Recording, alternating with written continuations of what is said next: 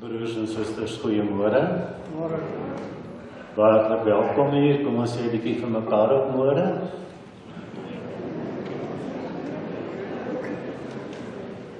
Dis regtig lekker as julle mekaar so groet en jy voel sommer so, ja, ons is familie in Jesus Christus. Groot voorreg om vanoggend hier te kan wees en ek het vanoggend eintlik nie 'n preek nie, ek het net 'n storie om te kom vertel. 'n Storie van ons wonderlike hemelse Vader wat vir ons geweldig lief is, wat sy liefde so onverdiend uit genade aan ons uitstort. En daarom kom ons bly net eers so sit en sing ons so 2 liedere vooraf, die eerste ene lied 200, die goedheid Heer kan ons nie pyl, en ons gaan daar al drie die verse sing van lied 200.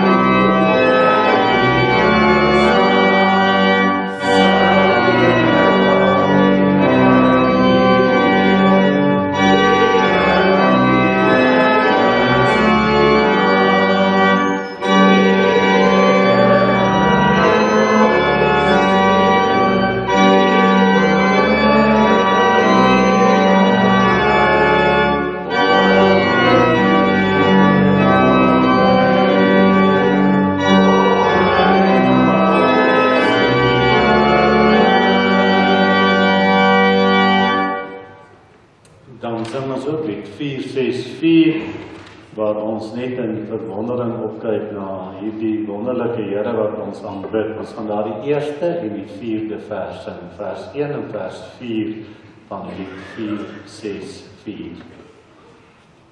Oh,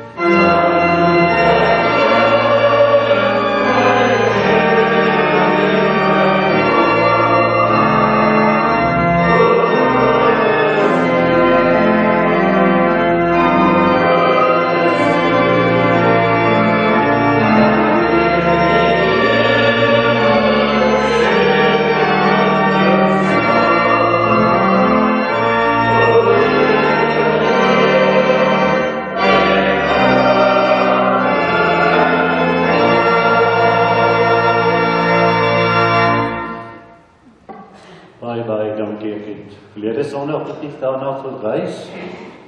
Tina agter op die orgel, dit was in COVID-tyd en ons kry nie orgelis nie, ons het die Saterdagoggend het ons 'n begrafnis en dis load shedding en die agter die klavier so 'n drama wat vir ons op die klavier speel en so gryp ons mekaar, COVID en al en ek sê vir kom help. Dina, dankie vir die afgelope paar jaar dat jy ons gehelp het, al die pad van der Byl af, dat jy altyd vir ons hier op die orgel kom speel. Kom ons gee vir 'n lekker aan en ons waardeer jou opofferings en ons waardeer ook hoe dat die Here jou gebruik. En dit is wat ons ook vanoggend gaan hoor. Hoe dat die wonderlike groot en almagtige God ons as nietige, sondaar, eenvoudige mense gebruik in sy diens. Hoe dat hy ons roep, nie net as 'n dominee nie, maar elkeen van ons wat hier sit vanoggend, wat jou werk ook al is dat die Here jou roep en jou gebruik om in jou situasie en in jou omstandighede sy lig te wees. As ons vanoggend sien, dan sien ons net lig. So simbolies, so skyn die lig van die Here dan ook in ons lewens. En daarom kan ons ook hierdie diens vanoggend begin saam met die psalmdigter van Psalm 121. Ek slaan my oë op na die berge, waarvandaan sal daar vir my hulp kom? My hulp kom van die Here wat hemel en aarde gemaak het. Die Here wat my so lief het, dat hy sy enigste seun vir my gegee het, om vir my aan die kruis van Golgotha te sterf, en ook as verlosser en oorwinnaar uit die dood op te staan. Amen. Ons het donderdag aand daaroor gepraat, hoe dat hierdie Here nie net weggegaan het nie, maar dat hy as God die enig deur die Heilige Gees in ons woon, en dat hy vanoggend in sy volle dier by ons is, en dat hy ons elkeen wil groet. En daarom, geliefdes, genade vir julle en vrede van God onze Vader, in en deur Christus Jesus sy Seun, deur die kragtvolle werking van die Heilige Gees. En daarom kan ons hierdie lied sing, lied 353, eintlik 'n Kerslied, maar ons gaan ons vanoggend sing om net vir mekaar daaraan te herinner dat die Heiland gebore is en dat die Heiland as verlosser na hierdie wêreld toe gekom het. Kom ons staan en dan sing ons al die verse van lied 353.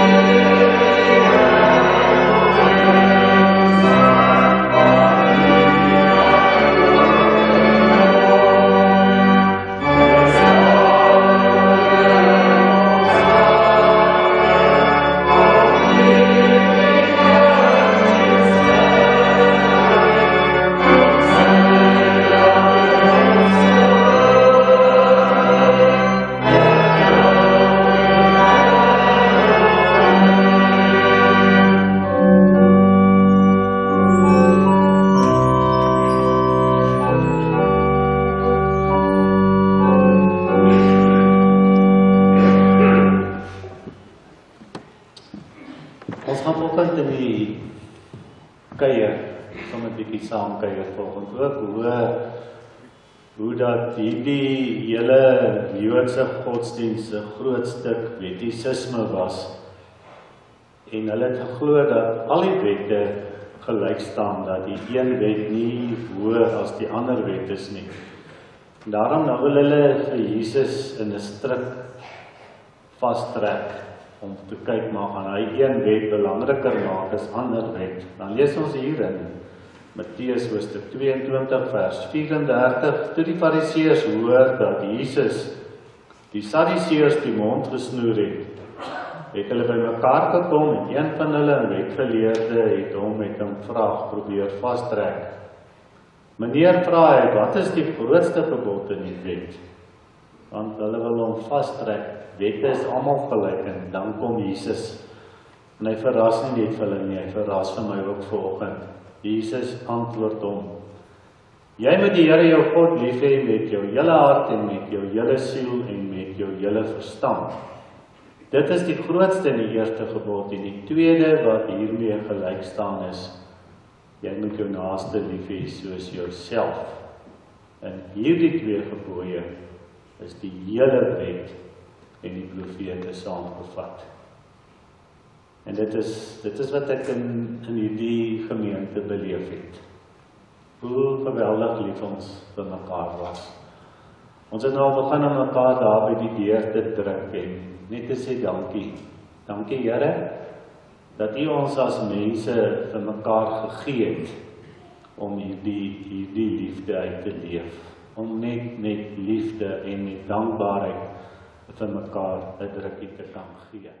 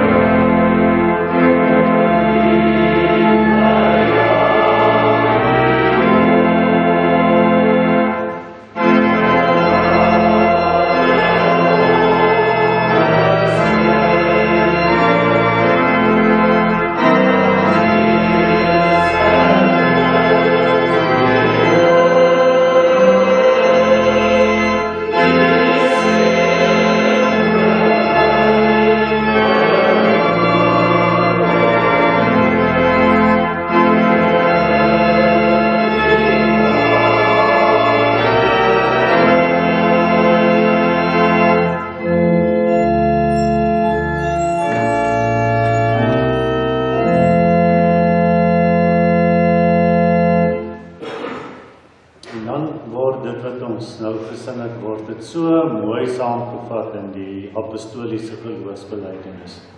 Daarom kom ons sit rustig en dan luister ons na hierdie woorde, ons drink dit as ware in en ons hoor hoe dat dit wat ons glo van die Here Jesus, hoe dat dit mooi saamgevat word en ons kan ook sag in ons harte agterna hierdie woorde aan sê. Kom ons luister daarna en ons sê sag agterna dit ook in ons harte.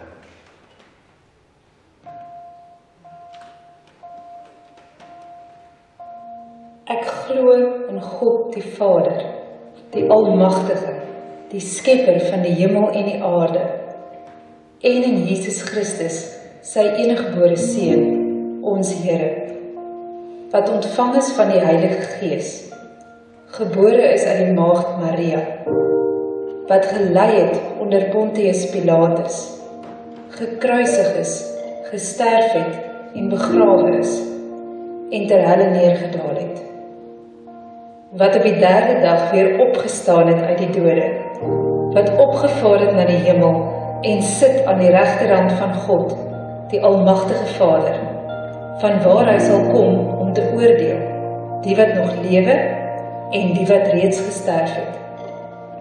Ek glo in die Heilige Gees. Ek glo aan 'n heilige algemene Christelike kerk, die gemeenskap van die heiliges, die vergifnis van sondes, die opstanding van die vlees en 'n ewige lewe. Amen.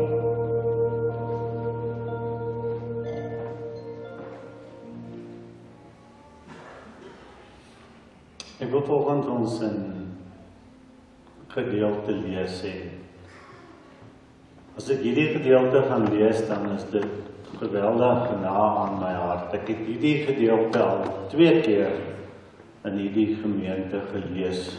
Die eerste keer was met my onderhoud dat aansoek gedoen het om dominee van hierdie gemeente te wees. Die tweede keer wat ek hierdie gedeelte gelees het, was op 16 Januarie 2004. My intreepreek in die gemeente. En nou 20 jaar later om net voor hierdie wonderlike God te kan stil word en weer hierdie gedeelte te kan lees. Maar vanoggend uit 'n ander perspektief, vanoggend uit te terugkyk en net om te ontdek, maar hoe waar en hoe wonderlik en hoe heerlik is hierdie God wat ek en jy aanbid. Hoe seën hy ons, hoe beskerm hy ons, hoe bewaar hy ons. En daarom net so 'n paar oomblikke van stil word, 'n paar oomblikke stil word voor hierdie Here, en ook vanoggend om te vra, Here, wees werklik hier by ons, seën ons, en wees ons genadig. En dan sal ek vir ons in gebed voortgaan.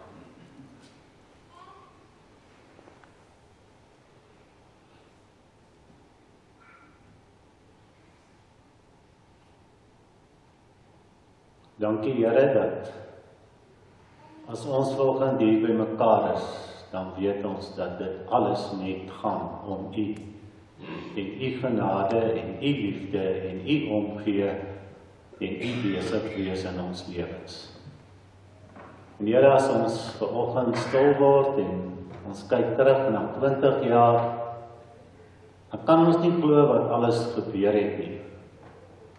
Dan gaan dit nie oor groot dinge nie, dit gaan nie oor aktiewe dinge nie. Maar dit gaan oor boeties en sissies wat in en deur U aan mekaar gebind is en verbind is.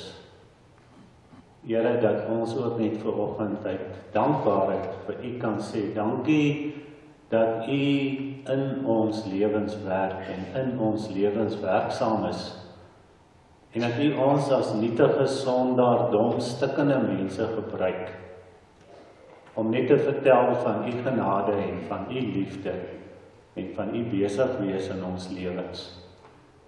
Dat ons vanoggend verbaas staan, verstom staan oor die wonder wat U in ons lewens teweegbring.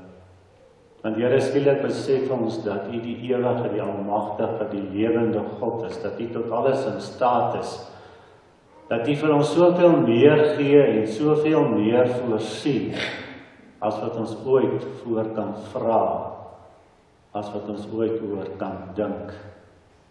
Maar dit alles doen U dit op so 'n genadige manier. U wat die groot en almagtige God is, U kom in die Seun Jesus Christus. En U word ons Papa wat ons op die skoot tel, 'n Papa wat ons styf teen die bors vasdruk. 'n Pappa wat sê, jy is myne en ek ken jou by jou naam. Ek het jou so ontsettend lief, ek gee vir jou alles. En Here, so gee U ons ook juis vir mekaar, om daardie alles vir mekaar te gee. En daarom word ons nou stil en bid ons dat U ook vanoggend, Here, werklik vir ons hier genadig sal wees. Ons bid dit alles in die wonderlike naam van Jesus, ons Verlosser. Amen. Hierdie brief word geskryf deur apostel Paulus, hy skryf dit aan die gemeente in Korinthe. Korinthe wat die wêreldstad was in daardie tyd. Slim filosowe, slim geleerdes, mense wat oor godsdiens en van godsdiens en oor alles in die wêreld gepraat het. En hier kom hierdie jong man Paulus en hy kom om vir hulle 'n boodskap te gee. Maar hulle lag hom eintlik uit. En daarom skryf hy, wat my betref, broers, toe ek na julle toe gekom het, om die geheimenisvolle waarheid van God aan julle te verkondig, het ek nie met hoë woorde of groot geleerdheid gekom nie. Ek het my voorgeneem om met julle oor niks anders te praat nie, as oor Jesus as die Christus en wel oor hom as die gekruisigde. Bewus van my swakheid en met groot angs en huiwering het ek na julle toe gekom. Die boodskap wat ek verkondig het julle oortuig, nie deur geleerdheid en welsprekendheid nie, maar deur die kragtige werking van die Gees.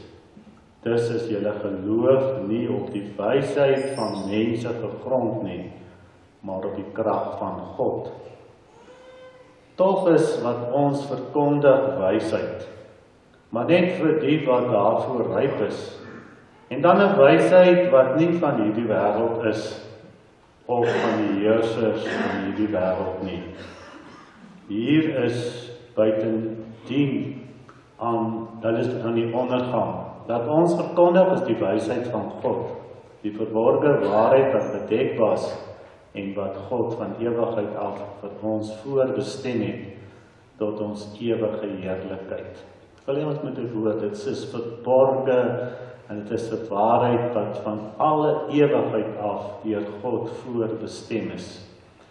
Nie een van die heersers van hierdie wêreld het hierdie wysheid geken nie. As hulle dit geken het, sou hulle nie die Here van die heerlikheid gekruisig het nie.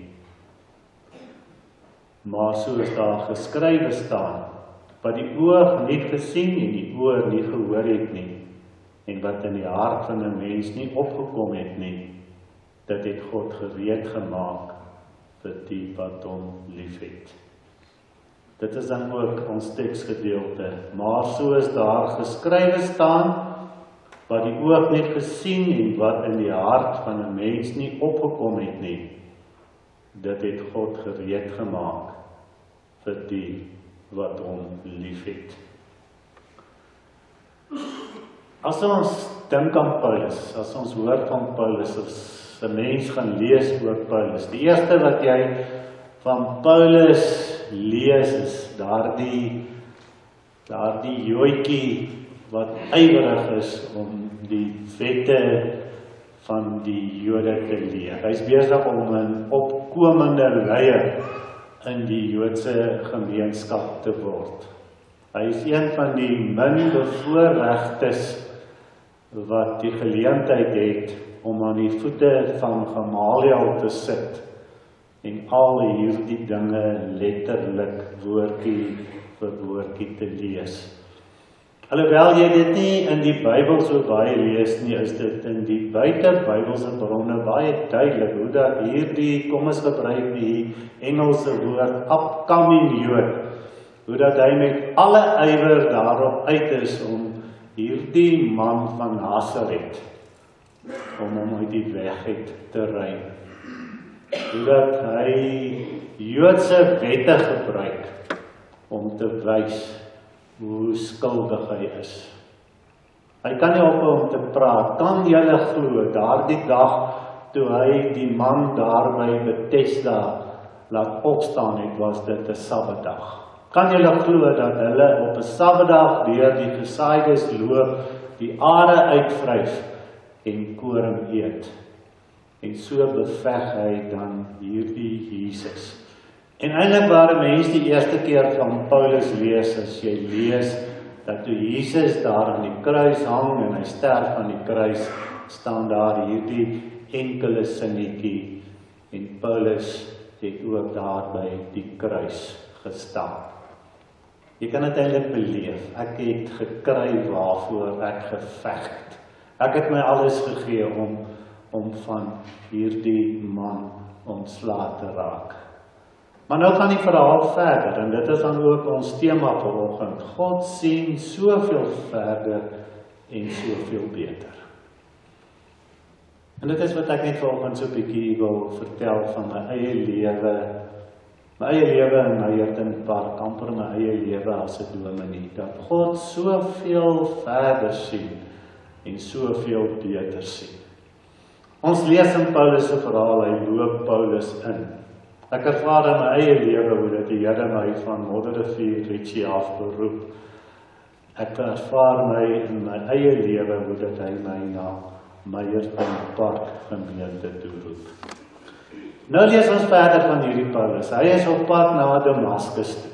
Hierdie klein broodjie na wie almal so opsien, almal verwag, hy gaan nog hoogtes bereik in die Sanhedrin.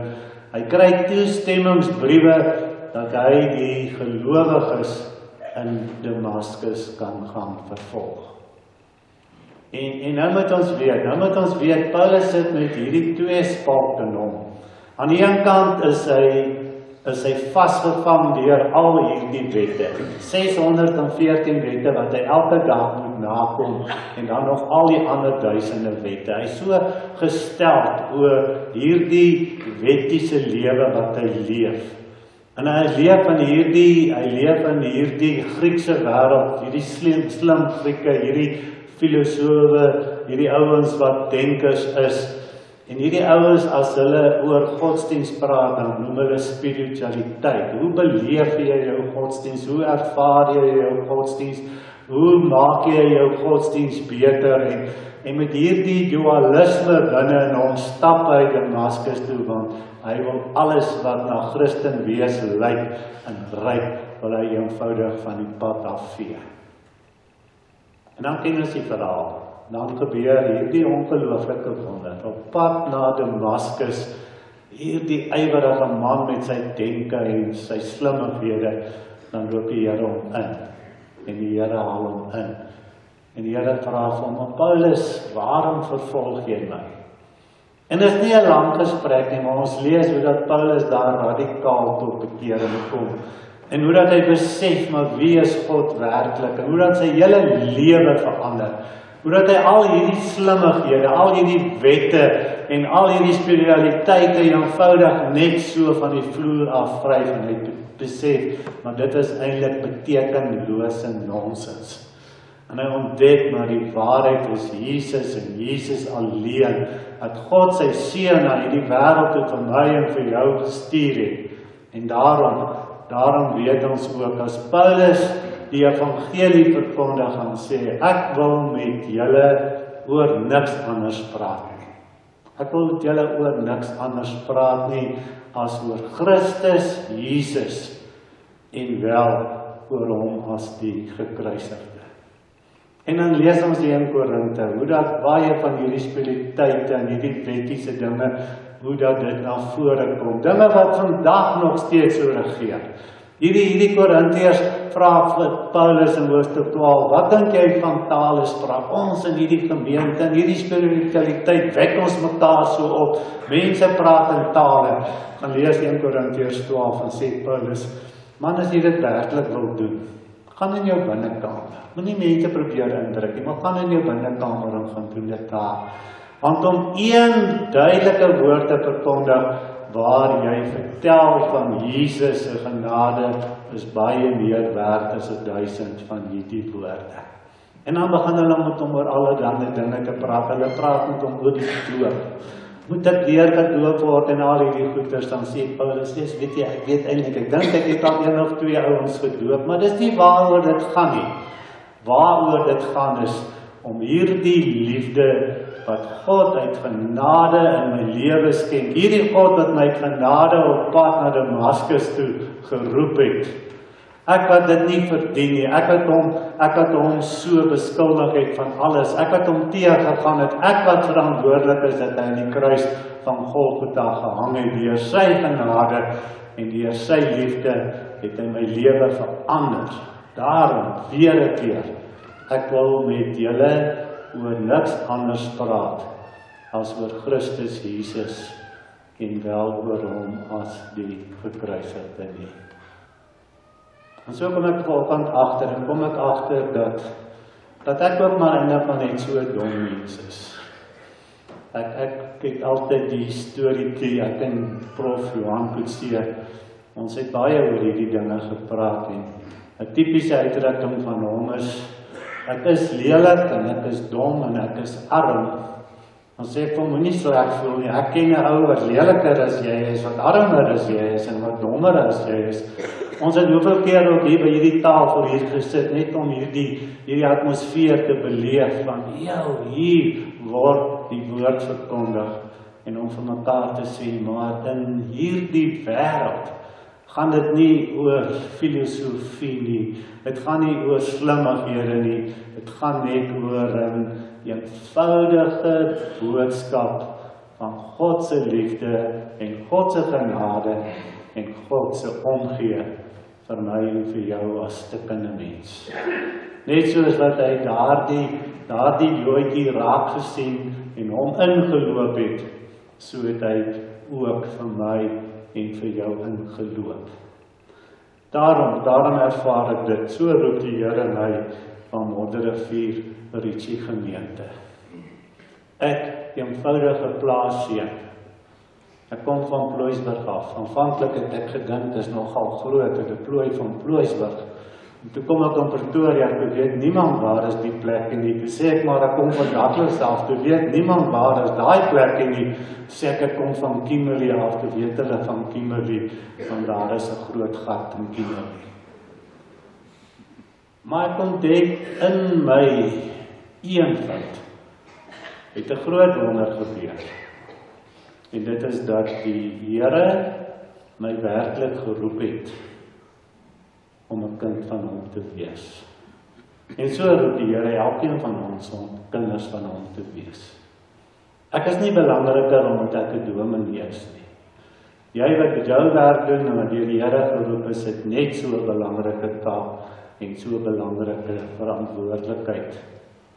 Maar die groot vraag is ons werklik gehoorsaam aan hierdie roeping? My oudste broer was 'n mediese dokter. Hy het later 'n narkotiseer geword. Hy was 6 jaar ouer as ek en hy was my Here.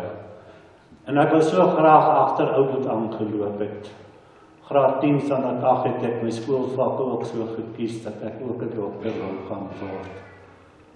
En toe in September 1974 met die jeug tot jeug aksie, daar waar die Wilderklawe boere van Waaklie Wes 'n groot kampterrein opgerig het vir kerke waar ons kampe gaan hou. Daar het die Here my werklik geroep as 'n dominee. En wat is my taak? Om vir jou te vertel dat Christus Jesus na hierdie wêreld toe gekom het, omdat hy vir ons baie lief is. Ons het in Hartbeespoort begin, dit was ons eerste gemeente. My pa het op Douglas gebly, het laat afgetree en nie meer geboer nie. Nou gaan kuier ek in die stel, hierdie ongelooflike, wonderlike, lieflike vrou wat die Here vir my gegee het. Nou gaan kuier ons daar op Douglas. En ons is daar by Warrington, so teen die afdraandes afry en jy vang daai vlaktes, dan sien sy die vrede op my gesig, ek raak tuis. Dan sê sy, beloof my, jy sal my nooit na hierdie plat wêreld toe bring nie. Gelukkig het ek nie 'n belofte gemaak nie. En so kry ons 'n beroep van Hartbeespoort af Richie toe. En sy kyk my met daai blou oë. Asseblief, moet my net nie saamvat nie.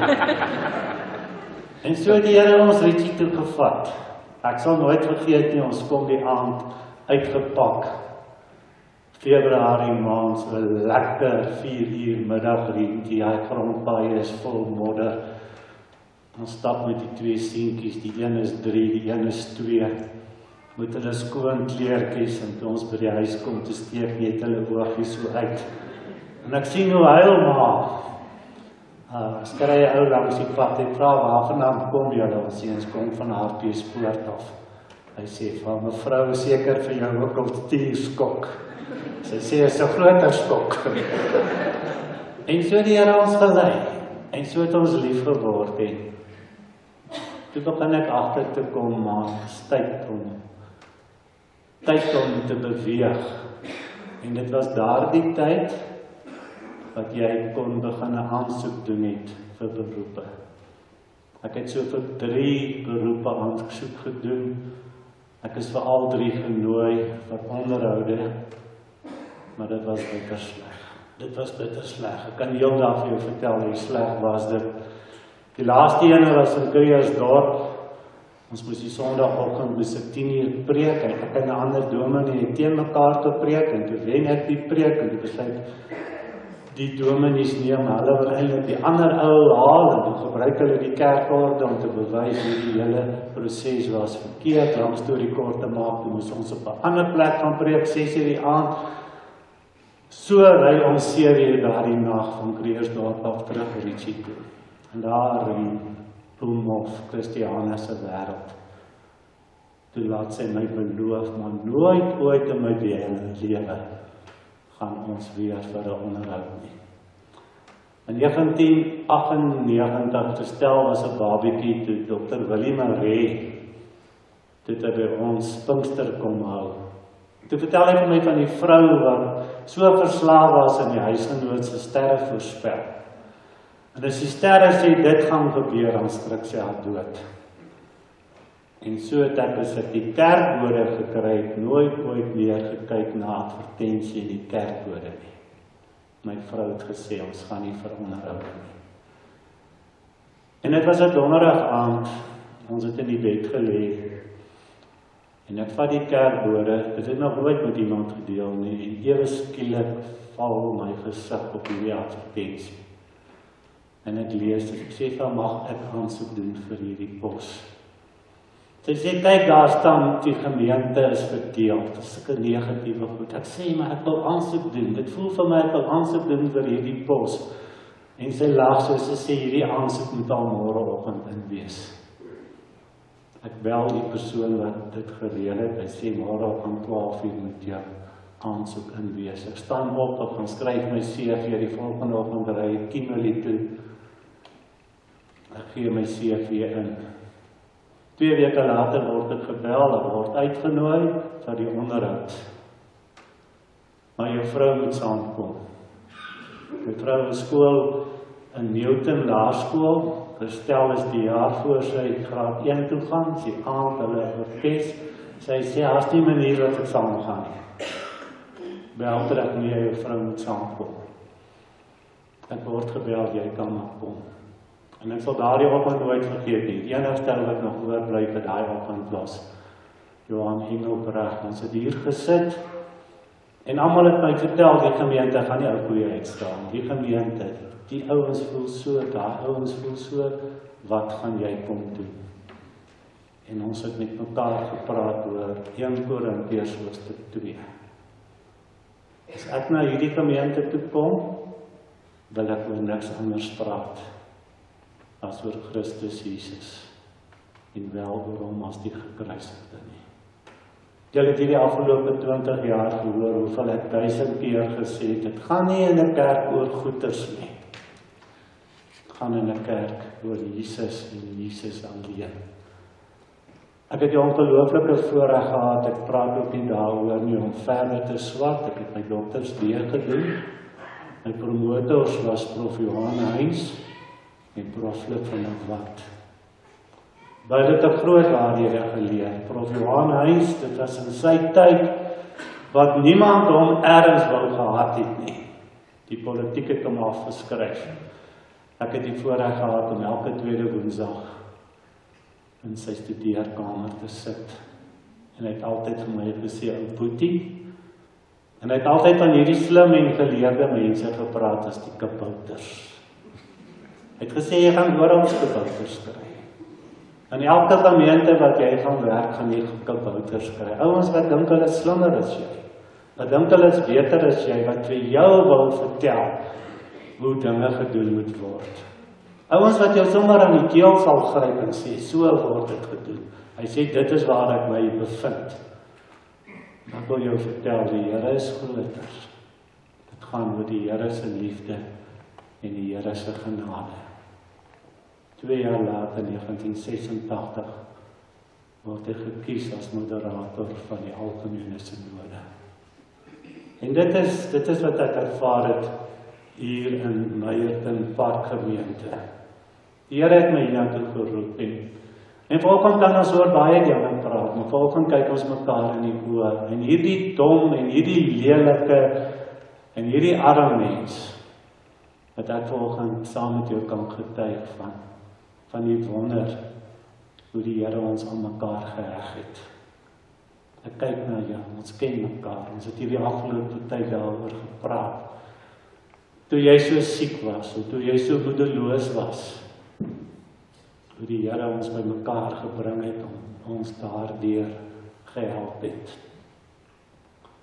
Toe jou vrou gesterf het, toe jou kind gesterf het, toe jou man gesterf het, hoe die Here ons gehelp het om daardeur te werk.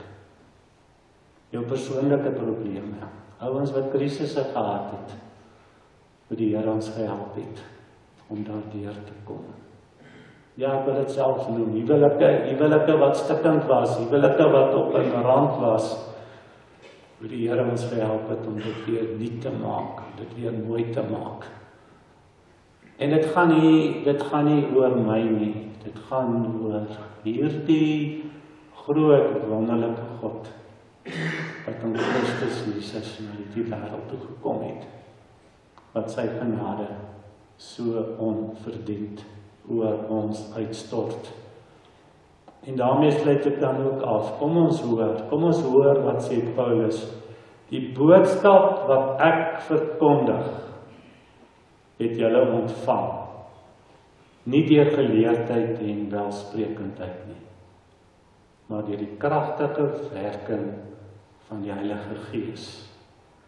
Dus is ons geloof nie op die wysheid van mense gegrond nie, maar op die krag van God. Dus is ons geloof nie op die wysheid van mense gegrond nie, maar op die krag van God. En dit is my gebed. Dit is my gebed vir hierdie wonderlike gemeente. Hierdie gemeente wat my hart is, hierdie gemeente wat my alles is. My gebed en dankbaarheid vir die stel wat my elke dag so bygestaan het, wat ook so deel was van hierdie gemeente. My kinders wat hier groot geword het, 2 dogters bygekry het. Kristel wat hier as klein dogtertjie laerskool toe gegaan het. Dankie vir julle liefde, dankie vir julle genade. Ons gaan net nog so 'n paar woordjies sê. Maar om volgende te kom om vir hierdie gemeente te sê, maar wat vorentoe? Wat vorentoe? Moet ons nou dit doen, moet ons nou dat doen? Ek wil net een van 'n vraaggie vertel toe ek kom het, is hierdie skerm opgesit. En party was kwaad omdat die skerm hier is, ander was minder kwaad. En die eerste ding wat hulle van my gevra het is, gaan jy hom afhaal?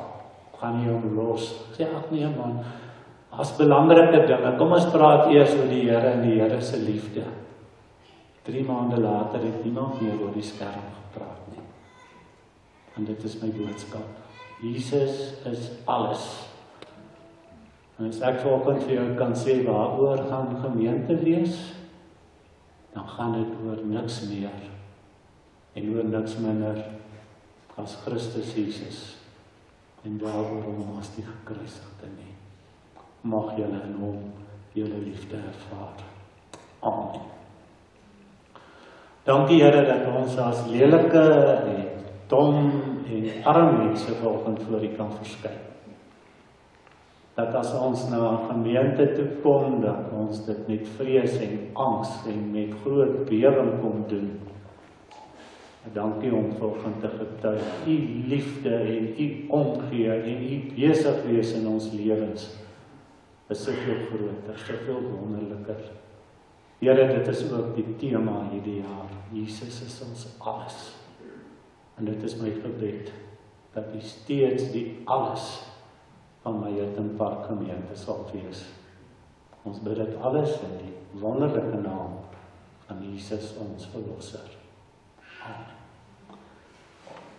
Ons gaan later die gedeelte afsluit. Ons gaan nou dit so 'n bietjie verander. Die stel wil ek graag 'n paar woorde sê. Ek gaan nou vorentoe roep. Jy nie gesê hy wil 'n paar woorde sê. Ek klink my 'n paar ander mense wil ook 'n paar woorde sê. En die gaan nog 'n paar dinge gebeur. Ons gaan nou onderste. En as ons klaar is met alles, dan sal ons dan ook die eerdiens afsluit. So ek vra dat die stel en jy nie eers na vorentoe moet kom nie. Jy weet meer as ek, as dan nog dinge moet gebeur, sal jy dit asseblief hanteer.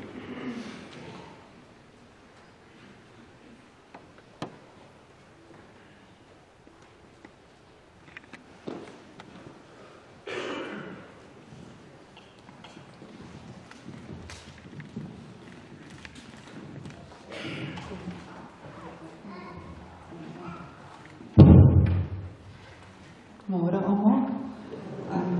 20 jaar. Ons het so baie dinge saam beleef, ervaar, met mekaar gedeel. Julle is nie gemeentelede nie. Julle het ons familie geword. Ek wil vanoggend vir julle dankie sê vir julle liefde, julle omgee harte. Julle was altyd daar vir ons. Julle betrokke wees by ons, by al die deploys, ons kinders, ons kleinkinders. Ek wil dankie sê vir elke vrou om saam met julle te kom werk, elke funksie, gemeenteete, damestee, gemeentefees. Dit was so groot voorreg om saam met julle te kom werk. En dan wil ek dankie sê vir die vrouedienste dagbestuur. Baie dankie vir alles wat julle vir my gedoen en beteken het. Elkeen van julle is so spesiaal. En dan die belangrikste, al die lof en eer aan ons hemelse Vader. Ek dank hom vir 20 geseënde jare in my Hilton Park.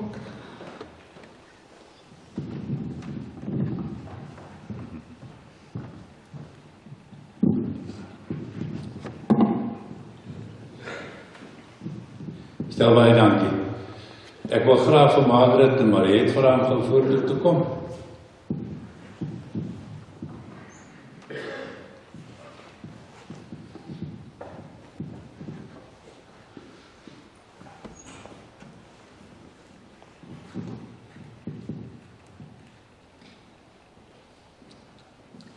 Net veel as iets oor aandag, baie dankie. Stel aan my dames. Die dagbestuur van my Hilton Park gemeente en al die dames in die gemeente, vir jou baie dankie sê vir ek was nou nie die hele 20 jaar in van my tyd wat jy vir ons geleen was en wat jy nou weer aanskyk, maar ek wil ook vir jou baie geluk sê met jou verjaarsdag van gister. Weet jy dit baie geniet en was baie bederf met jou familie wat jy was, baie lief vir jou, van jou baie mis. Is vir jou ietsie klein.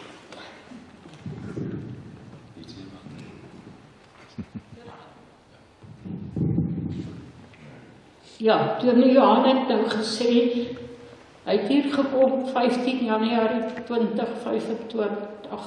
2005. Gepraat van sy blond en blou oë, twee mooi seuns, bedorwe dogtertjie wat altyd op sy heup was, en so het ons hom leer ken, en so het hy hier aangekom, en ons het hom leer ken as iemand wat omgee, iemand wat deernis het, tot die bedelaars het hom uitgesoek. En hy het vir ons geleer van God se liefde en genade, en ons geleer om mekaar lief te hê. Die mense by huis Meyerton en Henry Aftree-oord gaan hom mis, vir die maandelikse besoeke wat hy daar gebring het, en die boodskap, en die lekker kuier. Hy het sy kant gebring, maak nie saak wat in hierdie gemeente gebeur het nie. Hy was daar, en hy het gehelp, en hy het geloop, en borge gesoek, en donasies gesoek, en so het hy gehelp bou aan hierdie gemeente. Ons wil vir hom en die stel, kinders almal God seën toebid, en ons sal hulle steeds in ons gebede dra. En ons wil net sê dankie vir elke boodskap. Ons gaan elke keer as ons Psalm 510 sing, aan hom dink, en so ook al die ander gunstelinge gesange. Ons vat ook saam met ons Jesaja 43. Moenie bang wees nie. Ek is by jou, ek het jou by die naam geroep. Ek dink daardie vers is in elkeen van ons ingeënt. So ook Matteus 11 vers 28. Kom na my toe. Almal wat moeg en oorlaai is, ek gee vir julle rus. Daardie versie, en dan natuurlik vanmôre 1 Korintiërs 2 vers 2, waarmee hy begin het en afgesluit het.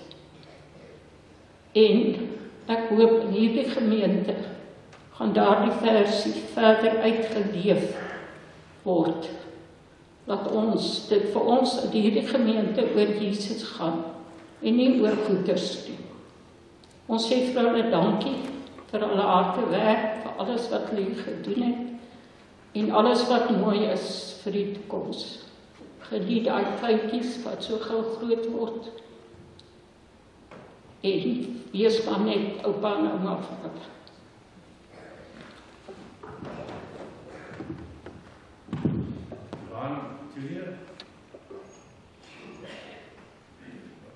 Dankie Ron.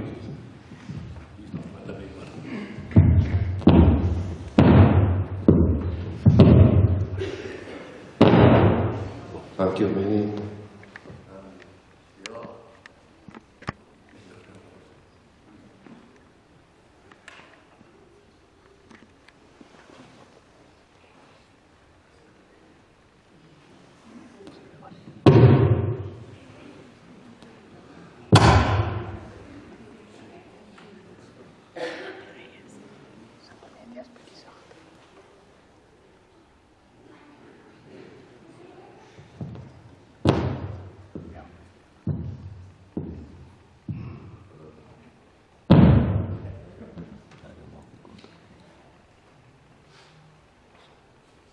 Kan jy mense my nou? Ek is daai ding met die lang blonde kuif. So ja, ek is Johan, ek is die oudste. Weet nie van die mooiste nie. Dink daar graag daar as die slimste. Ek het ook hoor mense sê ek is soos 'n bottel rooiwyn. Maar ja, dis 'n vraag wat ek baie gekry het. Hoe voel dit om 'n dominee kind te wees? Soveel so dat ek later nogal geïrriteerd geraak het met jou vraagie. En dan sê ek gesê, kyk ons is in dieselfde bootjie. My pa is 'n dominee, jou pa is baie lelik. So ons kan maar net vir hulle bid en hoop vir die beste. So as jy daai persoon is wat ongelukkig vir my skerp dom deurgeloop het, hoop ek het jou les geleer. Ek dink die persepsie was daar dat aan 'n pastorie groot te word, sing jy in die aande die liedboek gesange en psalms. En die oggend sit pa jou lig aan en hy vertel vir jou en hy haal Bybelverse aan. En as ek my pa dink, dan dink ek aan Filippense 1 vers 21. Want lewe is vir my Christus en sterwe is vir my wins. As tienerseun het hy baie vir my nog 'n vers aangehaal. As jy 'n kind is, sal jy dink soos 'n kind, praat soos 'n kind en ook redeneer soos 'n kind. Vandag kan ek sê my pa was reg gewees. Die ander ding wat ek en my pa, ons het my vasgesit, was eerder ek en my ma. Later het hy my vertel, ouer, 'n kerk is nie 'n besigheid nie. Ons werk hier vir die Here en nie vir geld nie. Vandag weet ek ook, hy was reg gewees. Soos jy weet, Afrikaans het onlangs 100 jaar oud geword. Ekskuus. Ook in my huis was dit gevier. Kinders het soos hierdie wonderhand getrek en hulle gunsteling Afrikaanse woorde uitgebeeld. En ek dink die Afrikaanse woord vandag is bittersoet. Bitter vir julle, soet vir ons, want wie is 'n beter babysitter as die oupa en die ouma. Maar met enige bitter is daar einde, want ons sê totsiens. En ons het so 'n paar jaar terug in die besigheid op van CEO verander. En ek het navorsing doen, wat gaan ek sê? En ek vertel toe vir hulle, Steve Jobs sê, you need to distinguish between being a leader and a follower. And a good leader knows when it's time to step down. En ek dink dit is so eie my pa. En ek sê vir die Bill Gates het gesê, the older I get, the more beautiful life becomes. And it's time to enjoy it now. En dit is my pa en ma.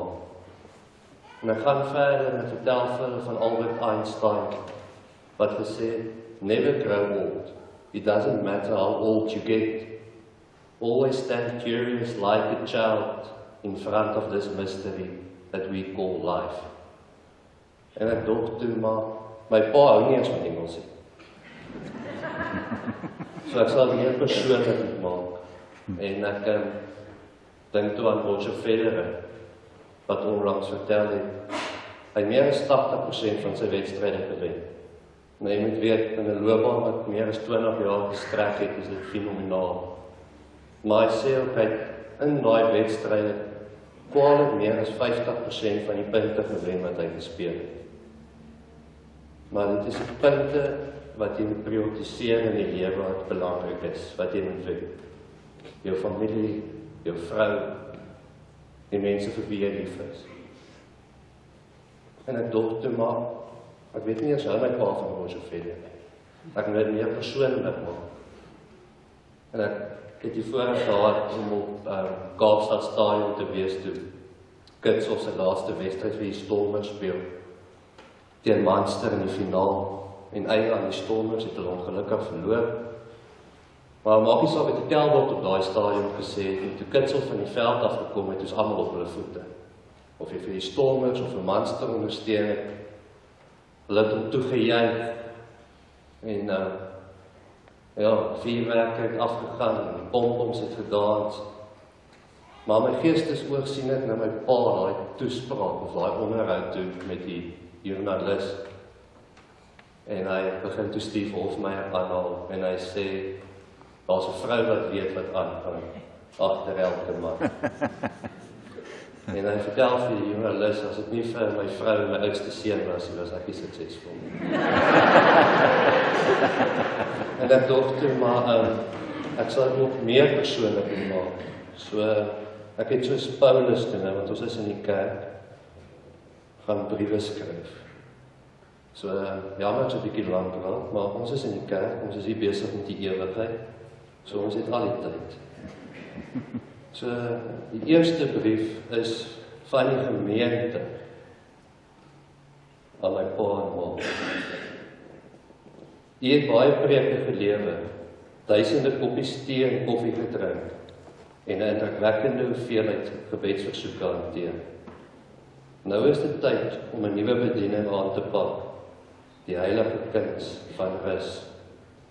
Ons weet dat hy steeds 'n preek gaan gee, al is dit net vir die familie, oor hoe belangrik dit is om vroeg te gaan slaap.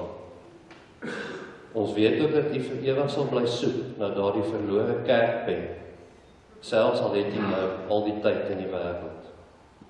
Ons hoop U geniet 'n nuwe gemeente van tuinvoëls en boekrakke, en dat U 'n paar wonderwerke sien gebeur, soos 'n Sondagoggend sonder vroeg opstaan. Mag U aftree lewe geseënd wees met vrede, genade en 'n bietjie ekstra slaap. My volgende brief is dan van my ouers aan die gemeente. Liewe vriende en familie, ons het uiteindelik gemaak.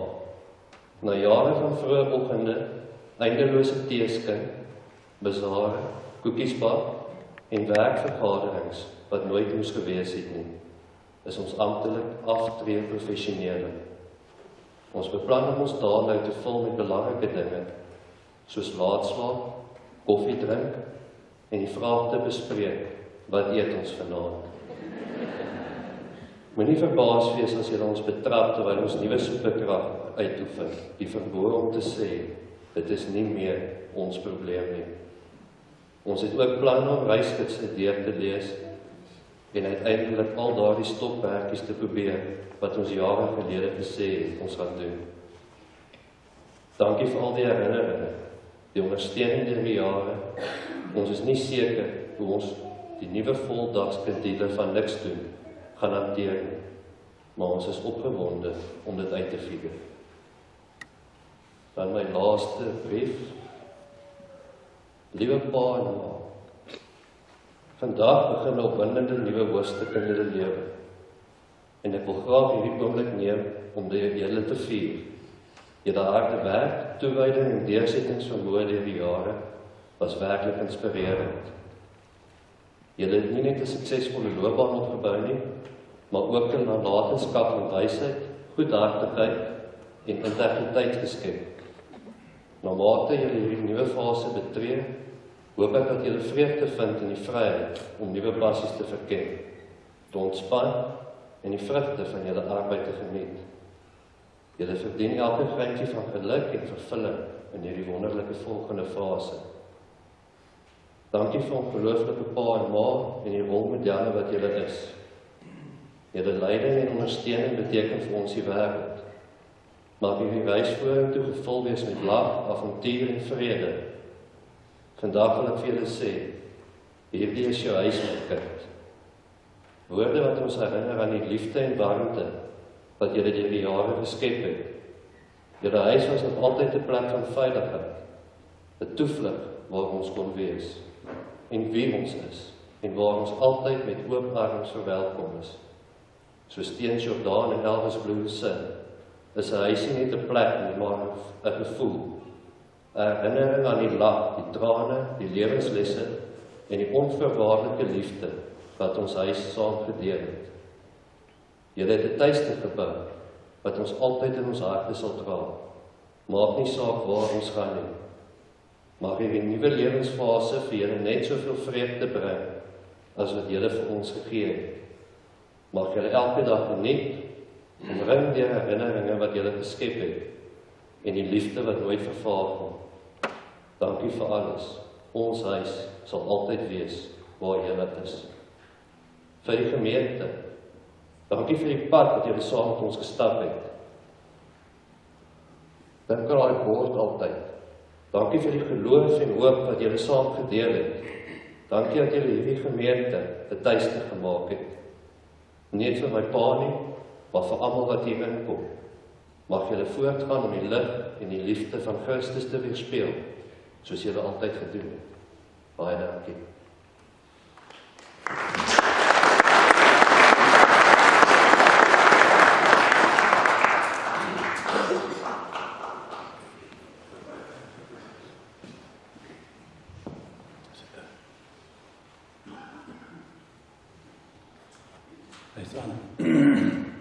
Dankie Johan, baie dankie. Ja, wat sê mens? Na preek vanoggend en ons ken Dominee 20 jaar, is 'n vriend. Ek verloor nie 'n vriend nie, die pad Pretoria toe is afderhande. Van Pretoria hiernatoe is ook afderhande. So ons moet mekaar baie dankie. Ek sê dankie vir 20 jaar se boodskap om liefde oor te dra, liefde te leef, liefde te predik en te ervaar in hierdie gemeente. Toe Dominee hier gekom het, die eerste ding wat ons gehoor het, is daai woord daaroor gelees het, dan sien ons maar hierdie ou het aan 'n aanslag tot die lewe uit. En ons het dit opgetel in die jare, die 3-puntplan, ons ken die projekte almal 3-puntplanne. En dit het getuig van liefde, dit het getuig van omgee, dit het getuig van die woord aan die Here. En ja, ek dink Dominee, jy verdien jou rus, stel ook, gaan rus lekker. Ons sal dit nooit vergeet nie, ons sal onthou van die belangrikheid van vriende, vriendskap, van liefde en familie. Die 3-puntplan, as ons kan praat oor preke wat 'n paar keer gedoen is oor die wit klippie, die groen huis en die rooi dak, of andersom op die lammetjies wat gemerk is, en die skaap oor die ore, en allei het getuig van, ons behoort aan die Here, ons het behoort en ons is lief vir hom.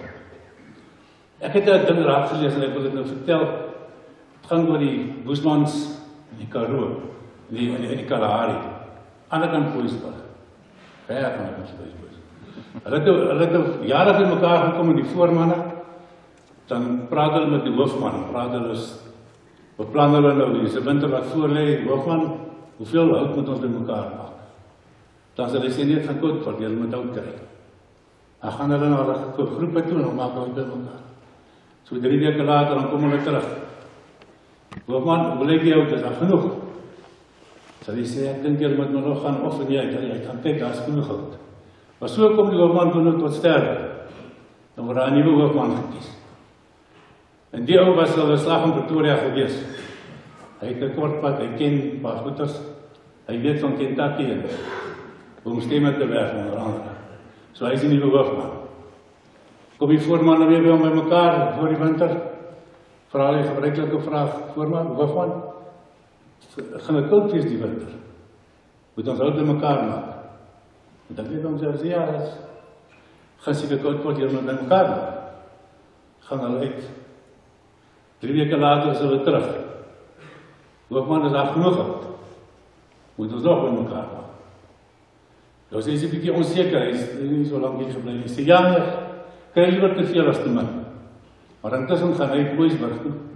Hy kry 'n telefoon, hy bel Pretoria toe. Kom die weerbureau uit. Vra vir die weerbureau, hy sê, meneer, wat sê julle van die weer in die Kalahari? Gaan dit koud word? Hy sê, maar hou net aan meneer, kyk gou. Hy kom terug, hy sê, ja, ons kyk op die satelliet, die Boesmans is bezig om uit mekaar te maak. Dit gaan koud word.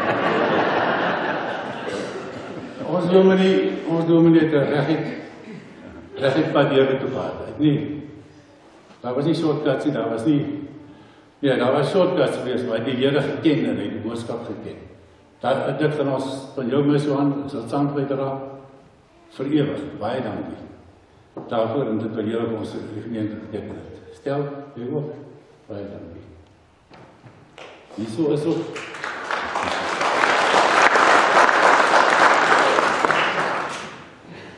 Ons gaan nou, as ek reg is, dan nou eers 'n item daarbo wat gelewer gaan word.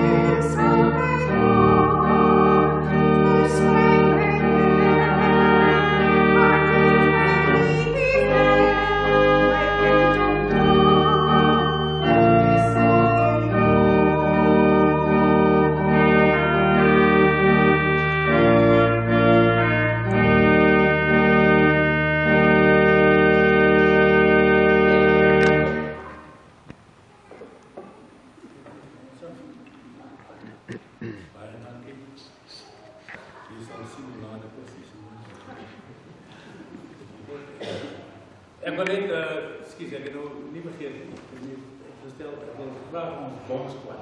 Ek weet ek mag nie name noem nie, maar baie dankie vir julle, dit lyk pragtig voor, Maria en voor.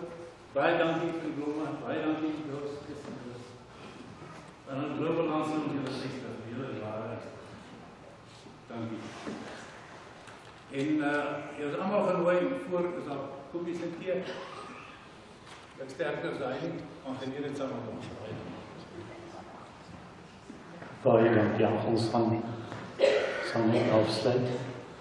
Voor ek afsluit, ek is bekend in probleme. Ek is nou 20 jaar in Meyerton, ek het my eie privaat panelbeater gehad. Ek het as ek iets by die huis gedoen moet word, elektrisiteit, Vrydagoggend, een oproep, stel die geyser. Gelukkig die ou wat die wifi doen, het ek al klaar by die kerk voorgekeer, hy het werk as in Pretoria kom, so tussen die beligterlyn. Dit is wat julle vir my was. Sal ek nooit vergeet nie, ek sal julle altyd onthou. En ek het by julle geleer dat die Here ons alles is. En die wonder is dat ons nou kan afsluit met 'n gebed.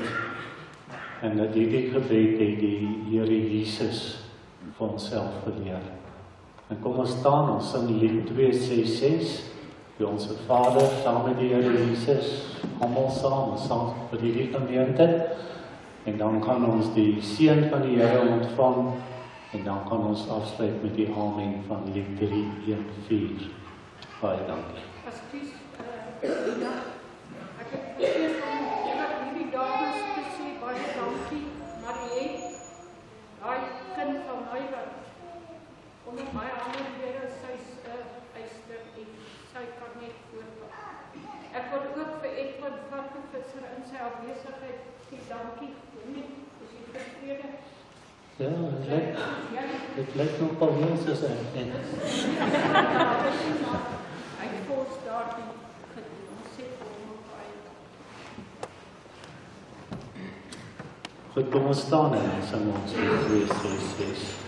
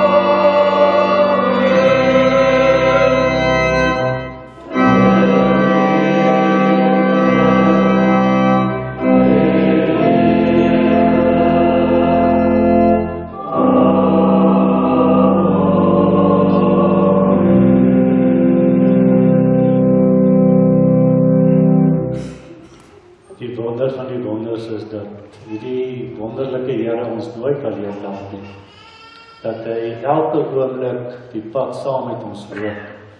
dat voordat ons hier uit mekaar uitgaan, dat ons net weer opnuut wil seën. Daarom ontvang nou die seën van die Here en gaan in sy genade. Die genade van ons Here Jesus Christus, die liefde van God ons Vader en die gemeenskap van die Heilige Gees sal met elkeen van julle wees en bly.